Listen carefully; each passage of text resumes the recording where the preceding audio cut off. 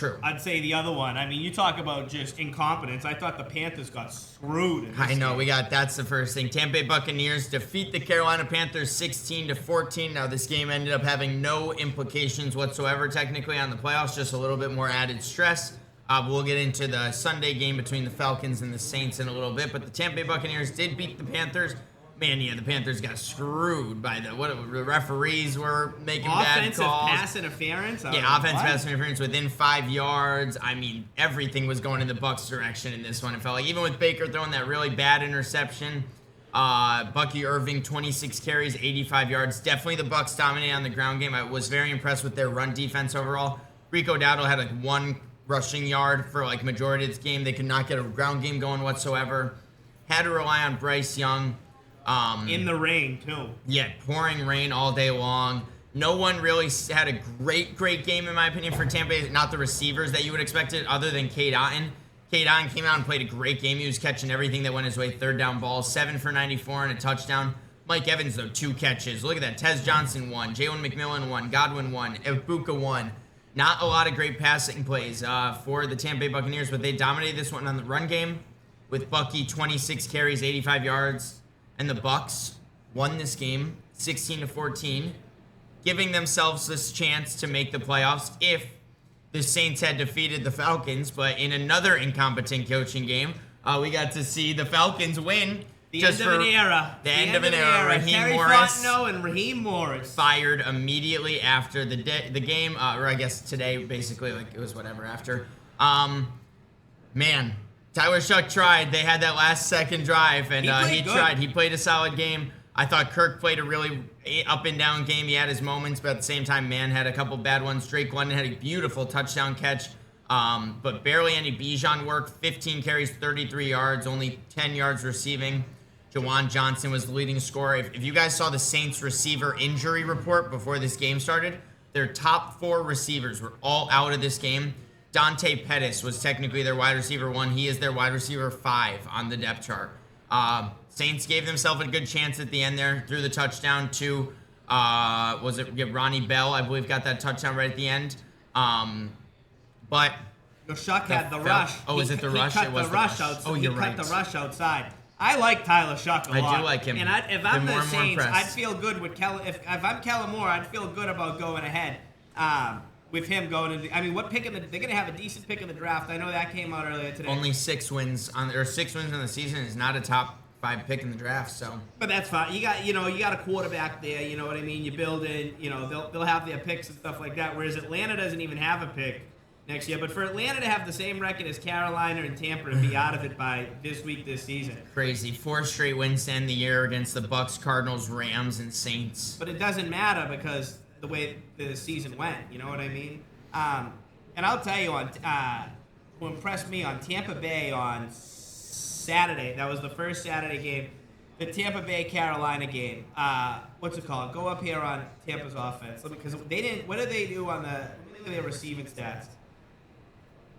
Buka, yeah, I mean, look at this. This was just all over the place. I thought it was super consistent with, just, guys were just playing tough out there I thought everywhere. I thought that was a good game in the sense of how tough they're playing. And it was just I don't know. I look at like Tampa, like I don't think they're that much different than Atlanta. It's like, how do they go forward where it's like they're clearly being held back by their coaching? How do you go forward with Todd Bowles? It's like, I just don't understand that. I know they won the division a few times. It's like, you got to move on from this guy. You know what I mean? Yep, especially after seeing the success Liam Cohen's had now after leaving the Tampa Bay Buccaneers to go to Jacksonville, and now we see Jacksonville's upsurge in offense. It's like, man, that's what we expect out of this Tampa Bay offense after taking a receiver in the first round that had a great start.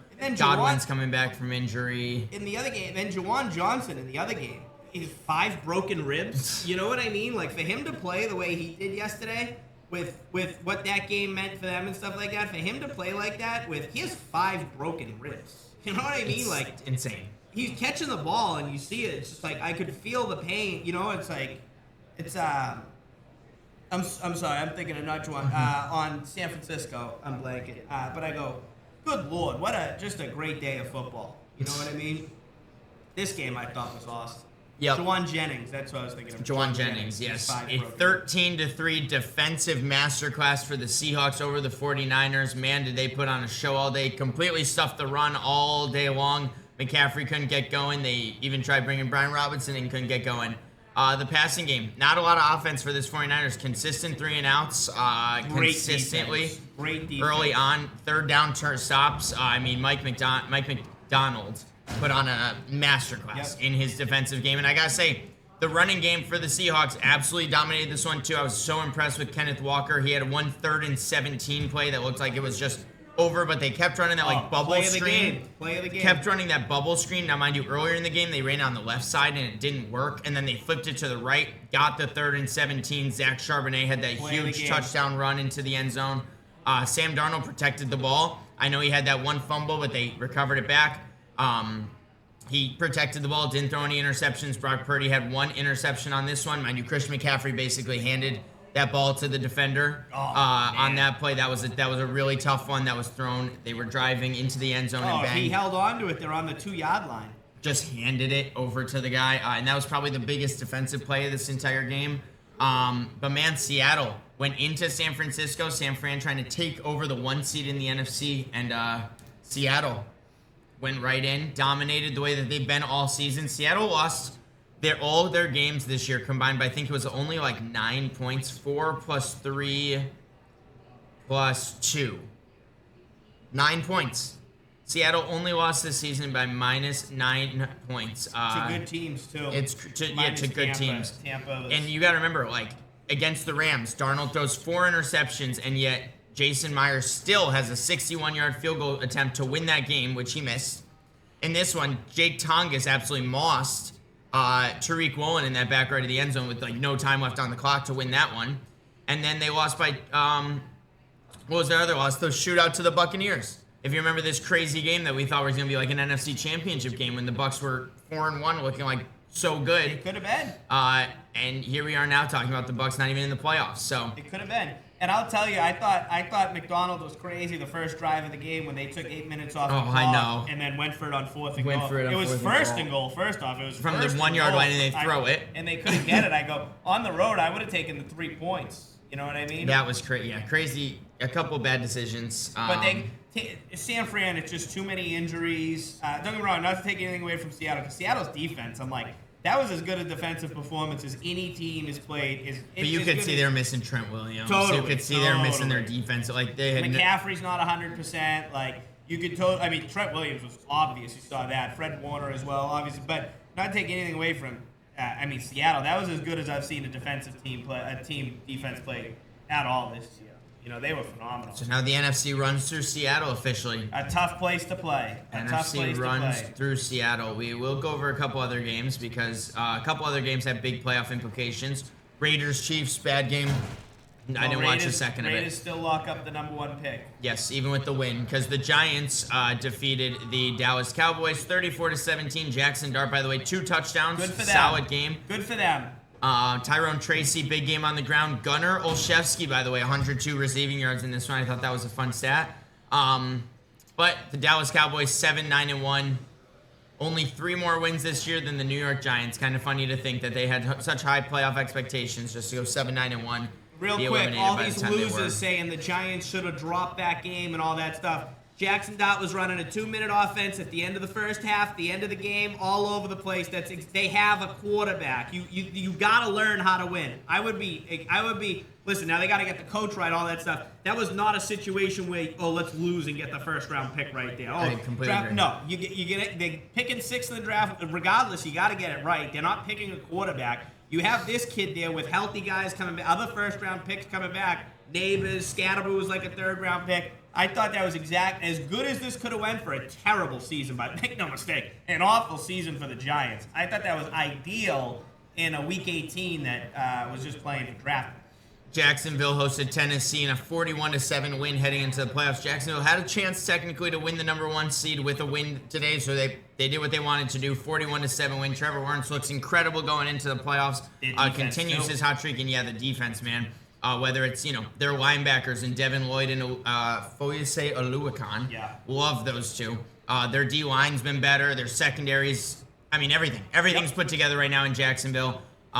Jacksonville will be hosting Buffalo. Yep, 1 point favorite Buffalo Bills. That is Sunday afternoon. That is a game. Let's just say that. Shout out, by the way, to Brandon Allen. Cam Ward went down with that injury in this one. I hope Brandon Allen came in for this one. I was bummed. I wanted to see Cam Ward one more time because I watched this game. I wanted to see Cam Ward one more time this season. I liked Cam Ward this season. I really did. I enjoyed him. Again, no head coach. It's total mess down there. He'll have a high pick, too. He'll be fine. Kane, if you remember on Saturday, it makes me happy to say that because the spread was what it was, I said that the Jaguars were going to blow out Tennessee, but I told you the Colts were going to keep it close against the Texans, and boy, did they keep it close. Riley Leonard gave himself a chance, man. They gave himself a chance.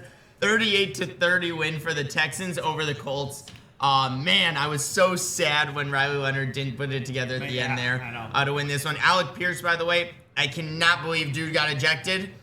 Let's get this first and foremost. That was one of the weakest ejections in all of football, in my opinion.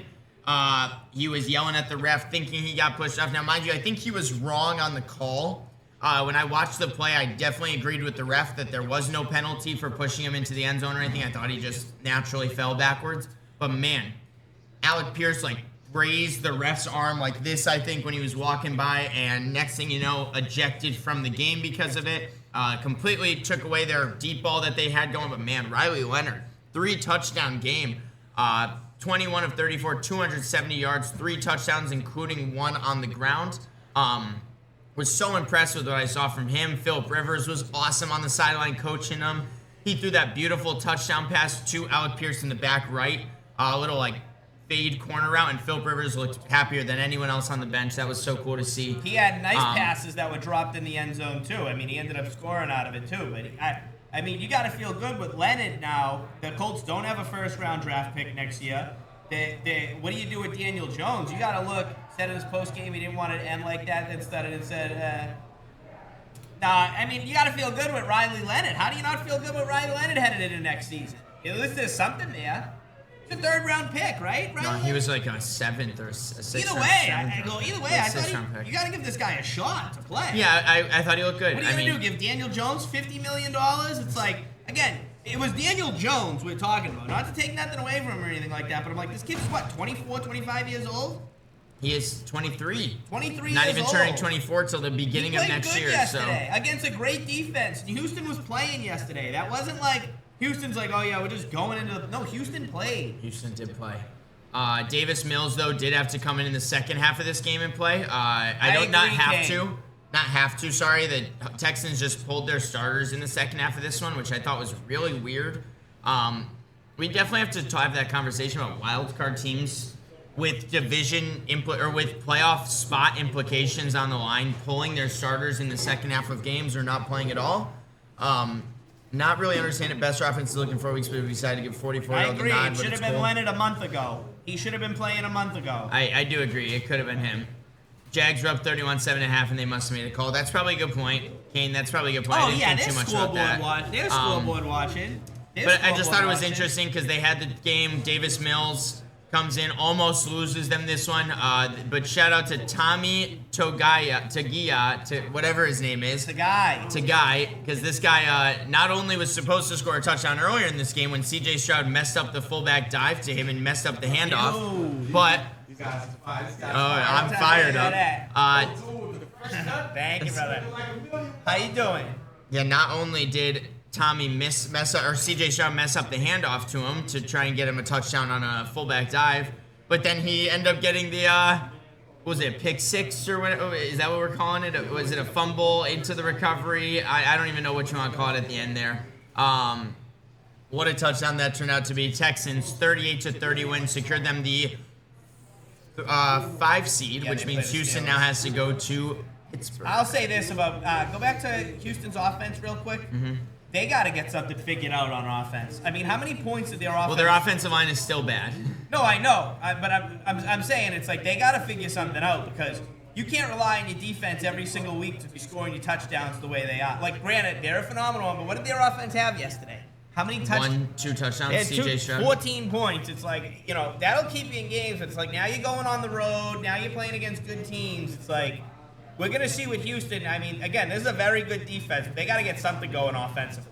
If you look, their starting running back technically this week was Jawar Johnson was technically named their starter this week, and he got injured. And then immediately British Brooks came in and started playing. I don't know. Woody Marks continues to keep being banged up, so they don't give him the full workload. And if you look at this receiver room, no Nico Collins. It was a lot of just do it by committee. I do like seeing guys like Jalen Noel, Higgins get touches because they were higher draft picks for them. So I do like seeing them get targets before the playoffs if you're trying to get this offense going, but I do agree with you. This offense might struggle. They're relied on their defense heavily. They've been struggling. But that puts them on, what is this, 1, 2, 3, 4, 5, 6, 7, 8, 9-game win streak heading into the playoffs. Yeah. It doesn't get better than that. They're playing tough and stuff like that. They're getting the points in their defense, but I mean, their offense got to figure something out in the playoffs. Couple games that we'll brush through real quick. The Browns defeated the Cincinnati Bengals on a game-winning field goal from Andre Schmidt in a game that Myles Garrett broke the sack record officially. 23 sacks on the season, breaks the all-time record. Whether or not you want to call Joe Burrow going down or not on that sack. Please, it was a sack. It was a sack. Even as a Steelers fan, I'll admit it was a sack. I somewhat do want to agree real quick because I saw him getting a lot of hate in social media. Zach Taylor after the game getting upset that they stopped the game. They just stopped the clock running. To be fair, though, I don't disagree with Zach Taylor. I would be upset by that too, personally. I did not like it. They're playing to win it. Stop the whole game. How that wasn't delayed? 5 minutes left in the whole game, and they just let the play clock run so that Myles Garrett can celebrate. I don't know. Maybe that's just me. Finish the game and then celebrate. Maybe that's a bad take because a lot of people in the media don't agree with that, but man, I don't know. I thought that was very interesting to see them stop the game completely for Myles Garrett. He's coaching for his job. Taylor was furious over there because he's legitimately coaching for his job. Now, whether he's back, at the end of the day or whatever, it's like he's coaching for his job, and they have to throw a whole ceremony on in Cincinnati. By the way, it's not like it was this guy's last career game and he broke some record where he could really stop the game at a point. That was a crucial part of the game. Yep. I would understand it if you were like going into the 2-minute warning or something. So like I would understand, but I mean, come on. If your head coach is 2-10 against the Texans and the Jags, only competitive teams in your division. I mean, they were 2-10 this year. They were competitive this year. Haven't been competitive. And your GM 78-1 and never won the division. They have 2 monumental collapses in 4 years. Oh yeah, but Kane, that's again. Everyone wants to. You're talking about who? The Colts. You're talking about the Colts. It's like. It's just what it is. Everyone gets excited because Jim Irsay's daughter's throwing a headset on. So, again, Kane, I know you don't want to hear it. They're an organization that's cried about Deflategate. They said the reason they were giving up 1,000,000 yards on the ground is because the footballs were deflated. They're constantly pumping in noise to the stadium all these years. They're a soft dome team. The Indianapolis Colts don't deserve anything good to happen to them or their franchise. That's just how it is. Picks for sauce. They've been soft for decades.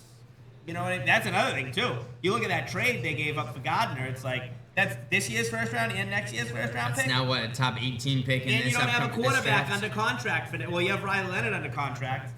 True. Who should have just already been playing. But if you look, not a lot of passing offense for the Cleveland Browns, not a lot of offense in general for this one. Oh, absolutely. Totally. Well, Anarumo's the only good thing on that team, honestly, and he might be a coach in a few days. That's a good point. Anarumo might be a coach in a few days. I actually like Anarumo. But I agree, the talent on defense is suspect at best. All this did was just change the draft order now. Funny to think that the Cleveland Browns only had one more loss than the Cincinnati Bengals this season. 6 wins for the Bengals, 5 wins for the Browns. The Vikings host the Green Bay Packers. Clayton Tune comes in at quarterback, only throws 11 passing attempts. Emmanuel Wilson has an incredible negative 20-yard rush. If you haven't seen that, go check that out. I didn't see 1 second of this game. So funny, him stiff-arming a guy just to get what was he doing, ran backwards. Turning around? Yeah, it was like behind the line of scrimmage. I think it was minus 19-yard rush technically. But Jordan Mason dominated this one on the ground. Justin Jefferson hit 1,000 yards. He is one of only 3 players in NFL history to have 1,000-plus yard season in all 6 of his first seasons. This was a down year. This was a down year for him too. He finishes with only 2 touchdowns on the season, 84 catches, and 1,048 yards. That's a bad year for him. That's a bad year for him. Down year for Jefferson. This is the equivalent of getting those numbers in garbage time. It's just, it was all over the last month of the season. But the Vikings finish with the technically same amount of wins as the Green Bay Packers. If that tie in week 2 does not happen between the Cowboys and the Packers, we might be talking about the Vikings or the Lions, who both finished at 9-8, being in the playoffs right now, which is crazy to think about how bad the Vikings season was, how bad their quarterback play was, and now they're, going into possible... They could have made the playoffs maybe this year. The Lions had such a down year with their play calling in the second half. They could have made the playoffs. Green Bay, because of one tie, made the playoffs. It came down to just that Dallas game. Crazy to think back on that, but playoff implications can happen. Credited with 0 drops on season, but I get we keep Pittman on $20 million a year. We can save 20. I wouldn't be surprised, Kane. I would not be surprised. Honestly, would not be surprised if they kept Pittman. Did they already say they're keeping everyone in the front office and stuff with Indianapolis? Phillip Rivers, possible candidate for head coaching vacancies? How the hell is that possible? Oh boy, we'll get into that in a minute. They want to avoid the Rooney Rule that much? They're gonna say Phillip Rivers is a head coach? The Buffalo Bills, even with no starters, go into the Jets. The Jets, congratulations, first team in NFL history to finish a season with no defensive interceptions on the year. That is so impressive, honestly. They had multiple in their hand, by the way, in this game. And it was just hysterical to see them drop a couple. Mitch Trubisky can somehow go in and throw 260 yards, 7 incompletions with 4 touchdowns.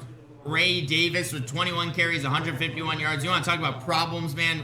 No, look no further than the New York Jets. They secured themselves the 2nd overall pick in this upcoming draft. So right now it's looking like the Raiders and the Jets with the top 2 picks are going to want to take quarterbacks, because I saw rumors that they're probably going to be releasing Justin Fields in the next couple days. How do you keep that?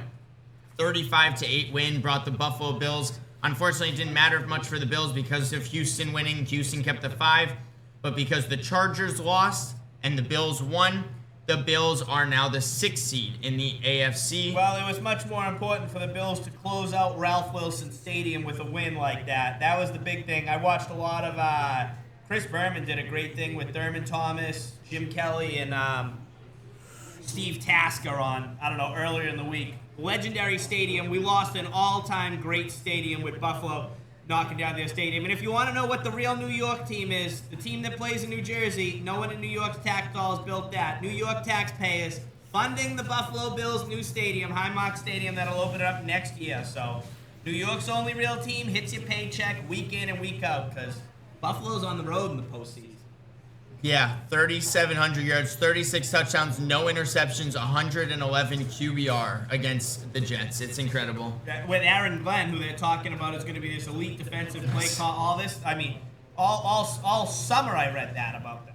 19-16 win, battle of the previous coaches, Dan Campbell versus Ben Johnson and Chicago's Dan Campbell. Lucky with Philadelphia yesterday. Chicago is lucky that Philly, lost. But Colson Laughlin, second biggest game of the season, if we're not talking about that Bengals game, 10 for 91 and a touchdown. Jade Walker, by the way, the guy that stayed at Caleb Williams' house for a little bit, I heard, when he was trying to figure out if he was going to make the roster or not, continues to make big plays for this offense, catches another touchdown. But Amon-Ra, 140 yards, J-Mo 75 yards. This was a normal Lions game.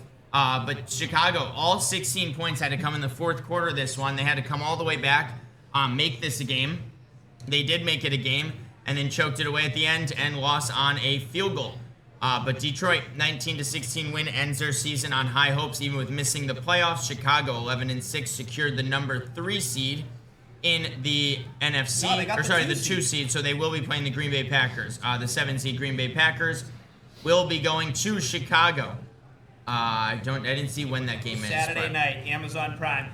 Kane, it just popped up. Steve Spagnuolo's interviewing for the Titans. The Tennessee's requested to interview him for head coach. He's going to interview for that job. Matt Nagy, Vance Joseph, Steve Spagnuolo, and Anarumo should be out of there. I'd go for Anarumo. I would, and they'd also said Zach Taylor's keeping his job. Unbelievable that Lou Anarumo's looking for a job. And what does Zach Taylor know about the Brown family? That's what I want to know. How does this guy keep his job? That's a great point. How? Denver Broncos secure the number 1 seed in the AFC in a win over Trey Lance and the Chargers. Not a lot of good offense. Oh my God. He was bad. He was bad all day long. Isn't it unbelievable? San Francisco's been competitive all these years, and they traded 3 first-round picks for this guy. Oh crazy. My God. Yeah, it's funny.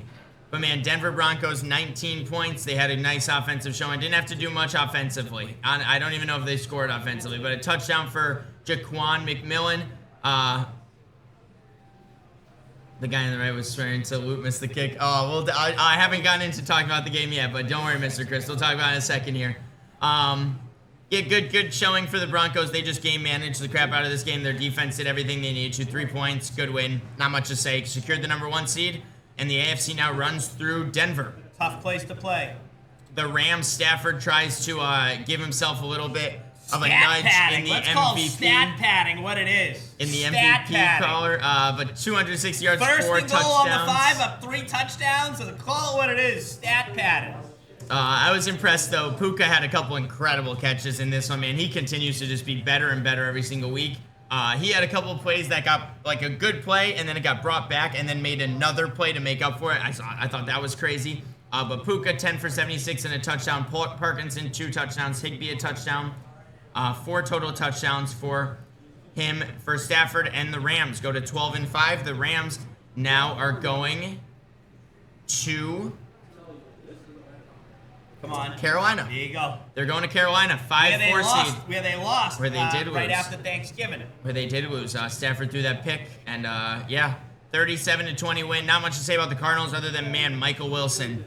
Keep giving that man wide receiver 1 snaps because he continues to make plays. Eric, if you're here, if you know, you know. Fantasy football god of 2025, Michael Wilson. No more. No, don't look any further than that. Jeez, I haven't even heard of him before. Patriots, Ramondre Stevenson, 3 touchdown game. Travion Henderson, 2 touchdown game. Secures them the number 2 seed in the AFC with a first-round matchup against the LA Chargers now. But the Patriots, Dolphins finished the year with 7 wins. Quinn Ewers played, I thought, a fine game. Not a great game, not a bad game, but just a fine game overall. But man, the Patriots absolutely dominated this one on the ground. Ramondre Stevenson, 131 rushing yards, including a big breakaway run. Travion Henderson with 2 touchdowns. Ramondre caught the touchdown. Oh, he was great. He was great. I mean, he was incredible. His blocking was phenomenal yesterday. Great. Just a great. 14 wins for the Patriots. Incredible. Quinn Ewers, you could tell that was the first time he played in cold weather. You know what I mean? He was feeling it out there. Biggest thing I thought or noticed, having Milton Williams back in the middle of the field, they're a different. Now, mind you, the Dolphins not having A-Chain or any other running backs, you could see it. I mean, they didn't have anyone out there to play football. But man, Dolphins 7-10 on the year. Patriots 14-3 end to the season, and won every single game they played on the road. Yep. Every single one. That is such an impressive feat for the New England Patriots. We'll talk about the Chargers next week. I like this matchup for the Patriots on Sunday night. And lastly, the Philadelphia Eagles do not start their starters. They rested Saquon, they rested Hurts, they rested A.J. Brown, and they lost to Josh Johnson and the Washington Commanders. In 2026, Josh Johnson is still getting NFL wins. Crazy to say, but Chris Rodriguez with a touchdown, Josh Johnson with a beautiful rushing touchdown up the middle. They end up winning this game with a 4th quarter comeback, by the way. They were down going into the 4th quarter, 17-10. Came all the way back with a couple of nice drives and stopped the Eagles from having the 2 seed. Eagles now fall to the 3 seed in the NFC, which means that they have to host the San Francisco 49ers coming off a tough loss. They're not mad. Healthy Eagles hosting a healthy-ish offense for the 49ers. So we got to see how that matchup plays out. But that is the last game I'm going to talk about before we get to the game of the weekend. Last night's 26-24 win for the Steelers over the Ravens. What an emotional roller coaster this one was, man. Especially, I it's coming off right out the gates. Derrick Henry's birthday. Derrick Henry's game. No other way to put it. Absolutely dominated us on the ground game. They came right out. Beautiful drive. It ended in I think it was a Devontae Walker crossing touchdown on a 3rd down play that completely broke in coverage. It was a lefty cross, wide open. Then the Steelers come back, show no sign of offense within the rest of the first half, specifically up until the last drive of the first half. Nothing. Didn't show any will. We gave the ball right back to Baltimore, which settled in a field goal. But then to end the half, we have this beautiful drive taking us all the way down the field. Yeah, we get a defensive pass interference with 2 seconds left in the back of the end zone to Pat Freiermuth. Huge. And we run a play I know from Madden. Fake fullback dive, halfback pitch to the left. And it gets absolutely stuffed by Kyle Van Noy. We moved, if you watch the play, we moved Jonnu Smith over to the right side of the field, thinking that the defensive back was going to run with him. No one ran with him. So it was 3 people to defend Kenneth Gainwell and our 1 blocker on the left side of the field. Ends in a no touchdown. Steelers could have had gone 10-6 into the half, and unfortunately it was 10-3 into the half. But 10-6 if they would have hit their extra points.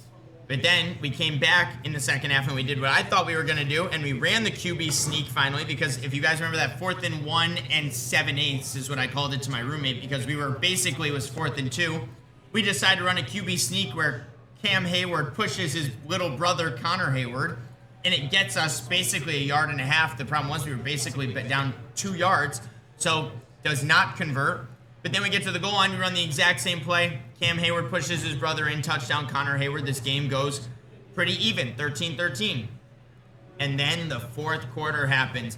Zay Flowers runs that exact same crossing route twice. How many times are we going to stack the box and bite on the run? Pittsburgh Steelers secondary.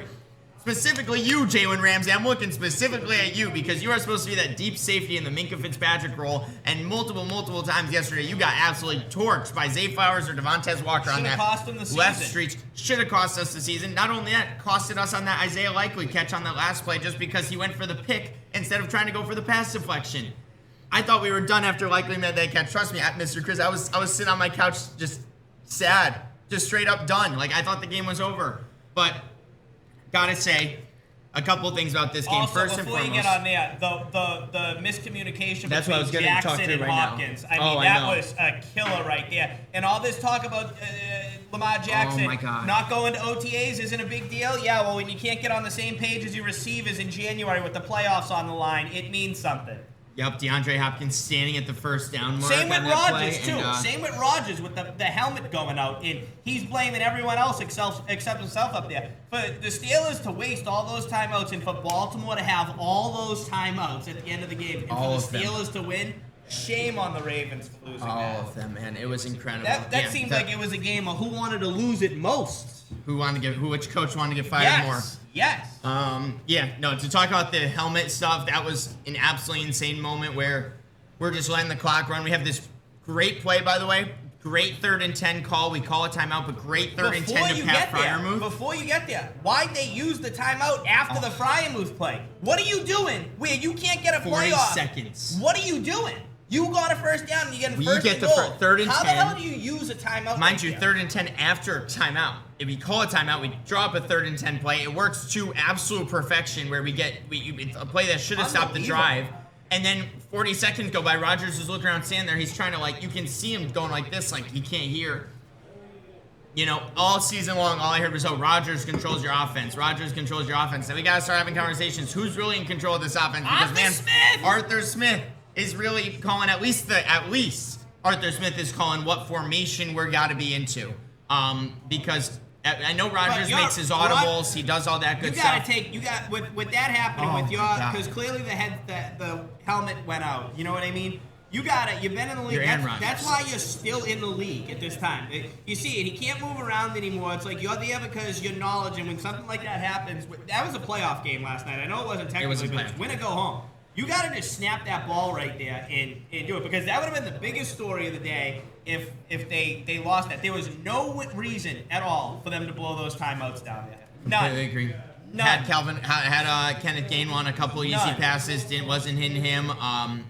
It was a tough offensive game, I can't lie. Watching us continuously make weird decisions, going for it on that 4th and 1 in the Ravens territory, and then not getting it, giving the ball to the Ravens back in field goal position, going for it on, 1st and goal from the 2-yard line or whatever it was on the last play of the first half.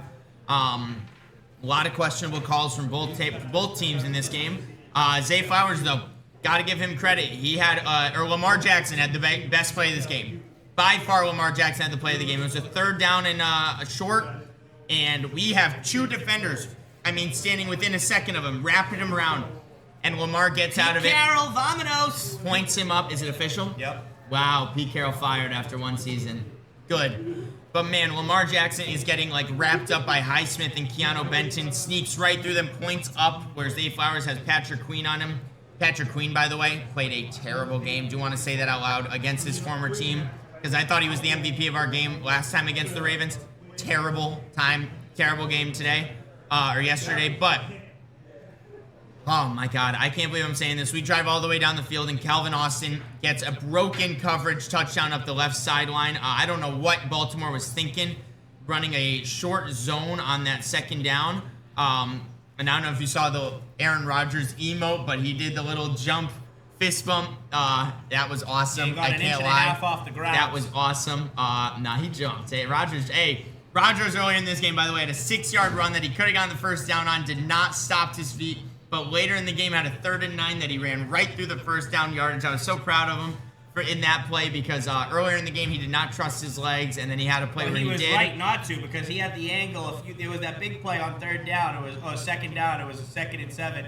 Oh no, it was a 3rd down. It was a 3rd and 7. He had the lane, and Collinsworth did a good job. He goes, "Oh, that's 7 or 8 years ago. It's 1st and 10, no question." Easily, no but he question. didn't run it. And he didn't run, and then he would have got murdered out there, you know. But man, and when the Ravens defense had no answer when Hamilton went out in this game. I know. When those two guys ran into each other, there was no one that could replace Hamilton at all on that Baltimore defense. And again, for Baltimore to have all 3 timeouts when they get the ball back, and for the Steelers to have none. And the last drive of this game was atrocious. For the Ravens to get down there, fine.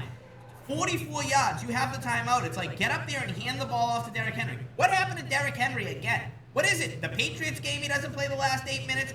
Do they not want to give Henry the ball? You see Lamar Jackson's hurt. Once again, yeah, Lamar made those nice plays. The defense falls apart. He hits what's it called? He hits Flowers both those. He threw the ball 18 times last night. Lamar Jackson threw the ball 18. It's not 1983 anymore. Like, bro, you have to throw the ball more than 18 times in a playoff game. Well, what's also funny is that when I thought they should have been running the ball, they did start throwing the ball, which was that last all drive. Season they had that 50. They returned the kick all the way to the 50-yard line. Yeah, I know. All the way to the 50. I know the kickoff. And all they have to do is run the ball with Derrick Henry like 4 times to get into field goal range. They had 3 timeouts. And no, they put the ball in Lamar Jackson's hands. They get only down to a 44-yard field goal. Harbaugh should be fired. I'd fire Harbaugh if I was the Ravens. It's over. He missed. Tyler Loop missed. Well, after the missed extra point for Chris Boswell. Which now that's 3 straight games, by the way, for Boswell with a miss, which has not happened in a long time. It's end of the year. This is what happens. This is why outdoor football is the best, okay? It's 3 rivers. There's wind coming off of 3 different rivers going into that stadium. 44 yards kicking in Pittsburgh is that's like kicking nowhere else. Nowhere else. Incredible. And the Steelers win the North. Because of that, Steelers go to 10-7, Ravens fall to 8-9. The Steelers are your AFC 4 seed, ladies and gentlemen, hosting none other than the Houston Texans in the first round of the playoffs. That is the Monday night game, 8:15 on ABC and ESPN. I can't believe it. I couldn't believe it. I watched that. I would say, obviously, I watched the full game. Shout out Jaylen Warren, by the way, unsung hero of this one. He continued to have great runs late in this one that we should not have been getting some yardage plays that we got from Jaylen Warren. But man, if you would have told me that Raheem Ali was going to be in as much as he was yesterday, this number 26, and Keaton Mitchell played as much as he did. Patrick Ricard had got his 2nd catch of this season, by the way, on a beautiful catch over the middle. But man, our same secondary players let up the same exact passes all day long. The same problems continue to be the same problems. Rodgers had to throw the ball 47 times in this one. But guess what, y'all? The Pittsburgh Steelers are your AFC North champions. And we are moving on to play the Texans in the first round of the playoffs. I could not be more happy. Me too. Shout out Aaron Rodgers and Mike Tomlin. Me too. I'm hoping.